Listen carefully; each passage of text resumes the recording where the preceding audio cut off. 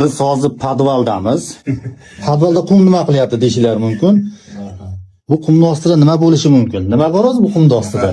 Qumning ostiga bebaho Anor bor. Anor bor. Hozir yanvar oyini deyarli yarmidamiz. Bu qaysi oylargacha saqlaysizlar anorni? Shuna qilib. Martgacha. Endi saqlanaveradi qancha bo'lsa ham. Ha, ushlab tursangiz turaveradi. Ochmasa turaveradi. Svejiligi qanchalik turadi? Svejiligi qanday uzilgan holatda turadi? Kecha uzilganda holat. Ha. Mana ochib ko'rsatishimiz mumkin agar. Bu qanday ekan? Hozir anorni ochyapmiz. Bunday holatda qo'yamiz mana. Mana hozir qumda tagiga ozgina tashlab.